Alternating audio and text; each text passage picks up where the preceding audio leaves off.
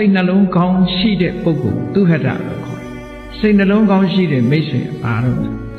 နံပါတ်1ကဥပကာရမိတ်ဆွေတဲ့ကျေးဇူးပြုတတ်တဲ့မိတ်ဆွေကိုယ့်ရဲ့အပေါင်းအသင်းတစ်ယောက်ဟာဆိုပါစို့အယက်သေးစာတောက်ပြီးမူးမေ့နေရင်တောင်မှပဲအယက်မူးပြေသည်ထိအောင်သူ့အန္တရာယ်မဖြစ်အောင်စောင့်ရှောက်ပေးတယ်ဟောမကောင်းတာလုပ်တာတောင်စောင့်ရှောက်ပေးတာနော်မိကောင်းဆွေကောင်းကအဲ့လိုသူ့ပစ္စည်းတွေအထိန်သိမ့်မရှိဘူးဆိုလို့ရှိရင်မြင်တာနဲ့သိမ့်ပေးတယ်ကူညီပေးတယ်အဲ့ဒီပုဂ္ဂိုလ်မျိုးကဥပကာရကျေးဇူးပြုတဲ့ပုဂ္ဂိုလ်တစုံတစ်ခုဘေးရန်ကြုံလို့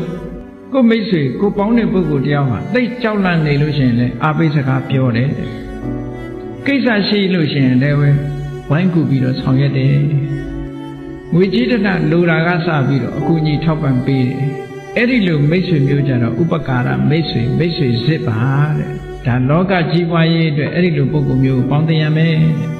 နောက်မိတ်ဆွေတစ်ခုကဘာလို့ဆိုတမာနဒုက္ခဒုက္ခတမာနဆိုတာတူညီသောဒုက္ခဒုက္ခချမ်းသာဆင်းရဲချမ်းသာလည်းအတူတူပဲဆင်းရဲလည်းအတူတူပဲ